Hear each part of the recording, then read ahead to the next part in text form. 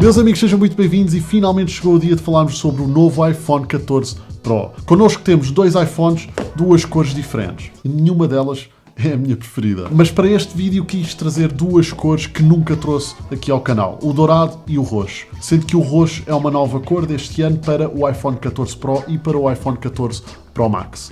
O roxo é o que estou a usar agora diariamente e este ano é das cores que mais gosto. Apesar de ser roxo, é relativamente discreto e realmente fica muito bem esta combinação com a moldura brilhante. E apesar da minha cor favorita, como já sabem, aliás, ainda ser o preto, meu Deus, o que é que eu fui fazer? Não, mas fora de brincadeiras, é só uma questão de gosto, obviamente.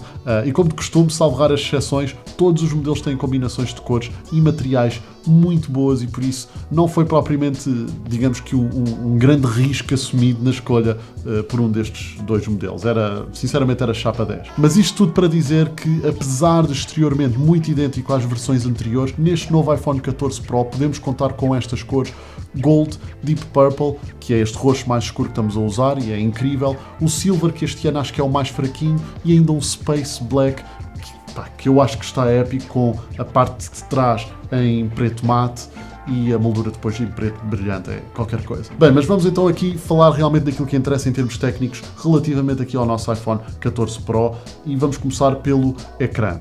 Uma das primeiras coisas que vocês vão notar logo à partida é, de facto, o aumento do brilho neste ecrã. Isto graças ao novo OLED Super Retina XDR. O ano passado no iPhone 13 Pro já tínhamos um ecrã com boa qualidade e brilho de ecrã muito bom, mas comparativamente agora com o iPhone 14 Pro é realmente outra coisa. Consegue chegar ao máximo de 2000 nits de brilho, isto em espaços exteriores e com maior luminosidade durante o dia faz toda a diferença para conseguirmos ver o que se passa no ecrã com muito mais nitidez. Naturalmente que em ambiente normal, como estamos aqui por exemplo no estúdio, o máximo é suposto ser 1600. Mas atenção aqui a uma coisa muito importante, se por acaso tiver muito calor, um calor excessivo, se estiverem por exemplo a filmar e a puxar muito pelo iPhone e com exposição solar direta, etc., esse brilho pode ser reduzido drasticamente para compensar, obviamente, a temperatura de funcionamento e, naturalmente, proteger o vosso equipamento. Relativamente aqui à escolha do tamanho entre Pro e Pro Max, tecnicamente é importante dizer que são iguais, ou seja, o mesmo ecrã, a mesma câmara, os mesmos processadores, os mesmos materiais, a mesma qualidade de construção, etc.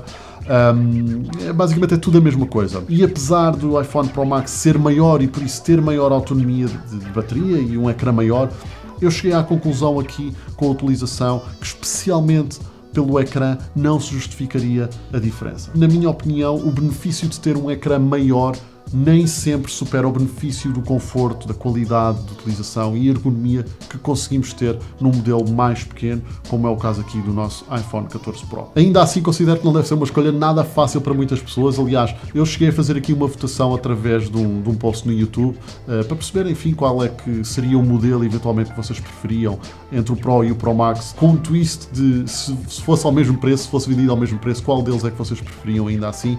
E apesar disso, 40% votou favorável pelo modelo Pro. As restantes pessoas que votaram, portanto 60% das pessoas votou Pro Max e acredito que muito provavelmente muitas dessas pessoas tenham feito essa escolha porque ou jogam muito ou consomem muito conteúdo no iPhone e por isso não deve ser uma escolha nada fácil. Eu não vos trouxe no passado um review do iPhone 13 Pro, saltámos do iPhone 12 Pro Max para o iPhone 14 Pro e claro, nota-se uma diferença, mas a habituação eu considero que seja uma habituação rápida e sinceramente ao fim deste tempo não sinto qualquer falta da versão Pro Max e nem quero voltar para já pelo menos à versão Pro Max. Isto muito por conta também da evolução das dimensões. Houve aqui alguns ajustes ao longo dos anos na procura das proporções perfeitas para produtividade e obviamente consumo de conteúdo e isto obviamente sem esquecer uma parte muito importante também que é a redução no tamanho das bezels, ou seja, das margens do ecrã, que hoje possibilitam mais espaço para o ecrã em iPhones que conseguem ser muito mais pequenos com ecrãs obviamente maiores. E já que estamos a falar obviamente do ecrã e da imagem, vale a pena também referir aqui outra coisa que visualmente salta à vista, é claro, o novo Dynamic Island. Este novo apontamento no topo do ecrã, também conhecido por nós, contém ou esconde uma câmara e o hardware que contém os sensores responsáveis pelo funcionamento do Face ID. O Dynamic Island, vou-vos já desde logo ser sincero, aliás, muitos de vocês que veem os meus vídeos já sabem, é das melhores, para mim pelo menos, das melhores integrações de software que já vi recentemente serem implementadas num smartphone para contornar um aspecto técnico que eu costumo dizer ser menos positivo visualmente, como é de facto o caso de um Notch. E acaba por fazer desse espaço uma área muito mais apelativa, e ao mesmo tempo funcional e quase tornando... bom, se calhar é um exagero, mas quase tornando de facto um aspecto exigível que torna tudo mais interessante. E apesar de estar no topo do ecrã, que à partida dificultaria a interação com a interface, eu considero que acaba por ser bastante útil na mesma, até porque 80% das vezes, diria eu, trata-se de um elemento informativo mais do que propriamente de um elemento interativo. E as poucas interações que são feitas com a mesma não são propriamente disruptíveis de uma interação normal e fluida no iPhone. Agora, se vai justificar ou não fazer o upgrade por causa de um sistema de notificações que realmente está muito bom, eu acho que só vai depender da avaliação de cada um e do quanto valorizam este sistema. Mas tal como referi no passado, é verdadeiramente incrível e claramente um toque Apple que só podiam encontrar no equipamento Apple. Uma coisa que já não é tão Apple e que a Apple resolveu só agora, ao fim de uns anos, integrar no iPhone 14 Pro é o sistema de Always On Display. Esta é uma novidade que permite agora ao iPhone ficar sempre com o ecrã ligado, mesmo quando está em, digamos, em stand-by, em modo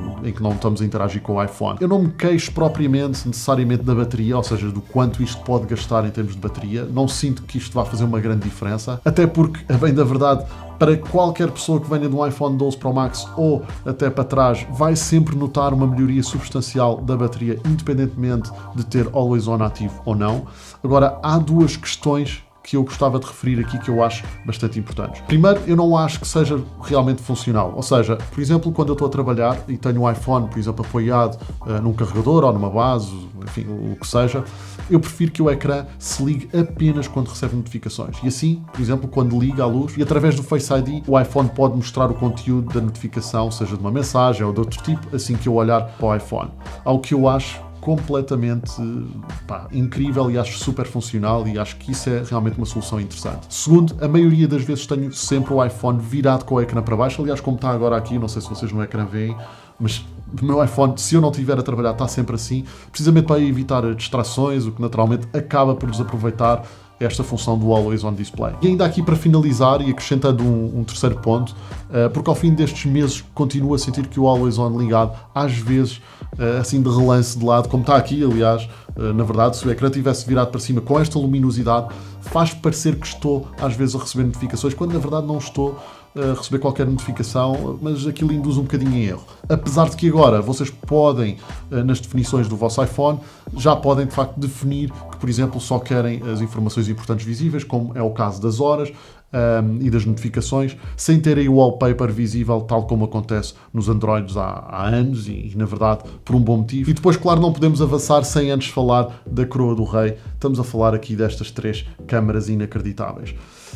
Como já sabem, este novo iPhone 14 Pro traz-nos novos sensores, uma nova câmara com 48 megapixels, fazendo deste, aliás, o maior e melhor upgrade de câmara jamais feito alguma vez num iPhone. Passando de 12 megapixels para 48 megapixels, que corresponde a um incremento de 4 vezes em relação aos 12 megapixels anteriormente. No caso do sensor principal, temos um sensor 65% maior em relação ao iPhone 13 Pro. Isto basicamente traduzido quer dizer que vocês vão ter uma maior qualidade, muito superior, aliás, especialmente em luz baixa e, claro, mais qualidade durante o dia, muito por conta precisamente do sensor maior, que permite também maior captação e aproveitamento da luz. Mas antes de vos falar aqui da minha experiência com estas câmaras, quero só lembrar também que em breve irei lançar um outro vídeo aqui no canal, inteiramente gravado com recurso apenas a estes iPhones 14 Pro, para vos dar aqui uma ideia mais realista, digamos assim, da qualidade destes iPhones, para utilizarem também durante uma viagem, como aliás vai ser o caso em que eu vou utilizar estes iPhones.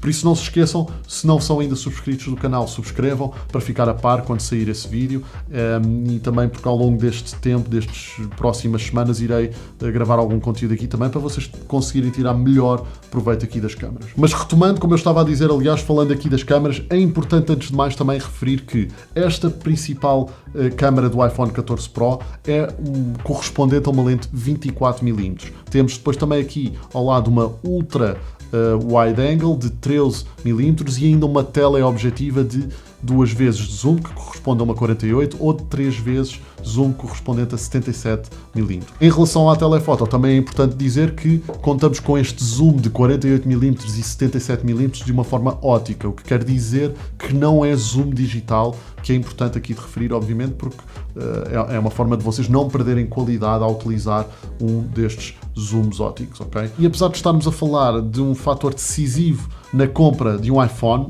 a questão da qualidade de imagem, e de estarmos a falar de um sensor que com essencialmente 4 vezes mais pixels em relação ao antecessor iPhone 13 Pro, a verdade é que estes 48 megapixels só devem ser usados pontualmente por quem realmente precisa. Aliás, não é por acaso que o iPhone 14 Pro vem por definição a utilizar 12 megapixels e não os 48 megapixels. A verdade é que a maioria das pessoas, mesmo para alguns profissionais, a utilização de 48 megapixels e principalmente também aqui a questão do ProRAW pode realmente não ser necessária, especialmente se não tiverem intenções de ampliar ou recortar a imagem ou mesmo de passar à pós-produção, fazendo edições mais complexas e, enfim, a correção de cor, etc. Mesmo fotografando e filmando com 12 megapixels, a diferença será incrível. Falo por mim, pessoalmente, eu não fiz no início qualquer alteração nos settings, só utilizei os 12 megapixels e achei realmente a qualidade das câmaras incrível.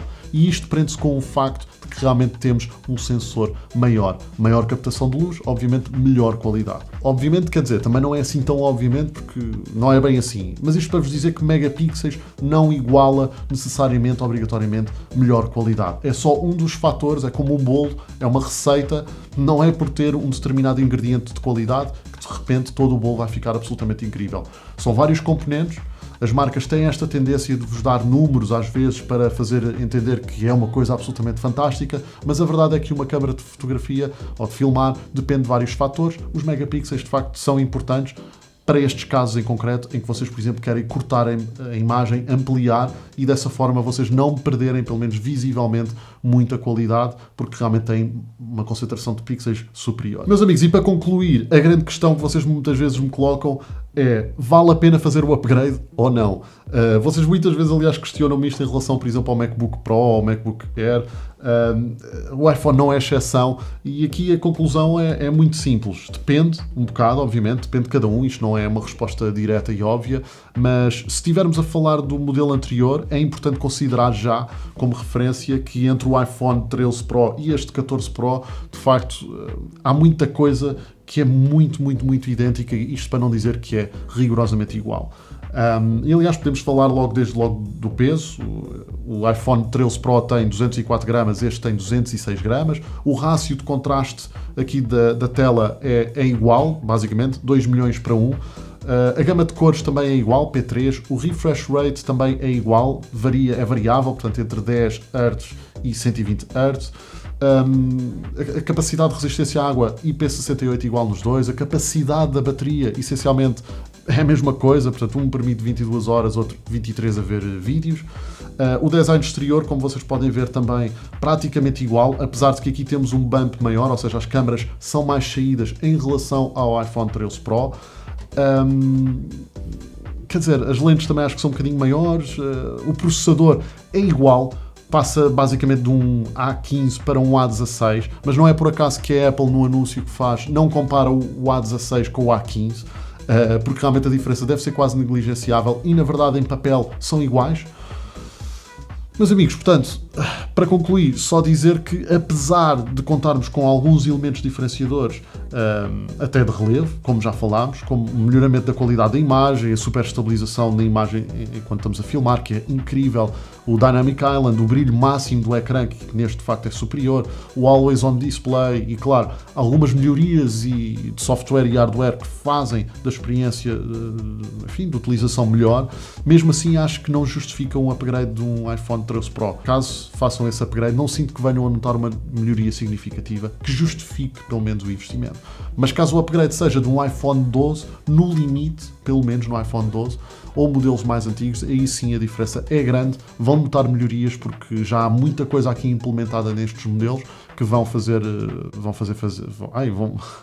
vão fazer. Vão fazer sentir que fizeram, de facto, um grande upgrade e que vale o investimento. Bem, meus amigos, e é tudo por hoje. Eu espero que vocês tenham gostado deste vídeo. Não se esqueçam que qualquer questão que vocês tenham é só deixar aqui nos comentários. Terei todo o gosto em responder. Normalmente respondo até com alguma rapidez. Portanto, questões técnicas, alguma questão de feedback, qualquer coisa, já sabem, comentários. Espero ver-vos aqui no próximo vídeo. Fiquem bem, um grande abraço. Até à próxima.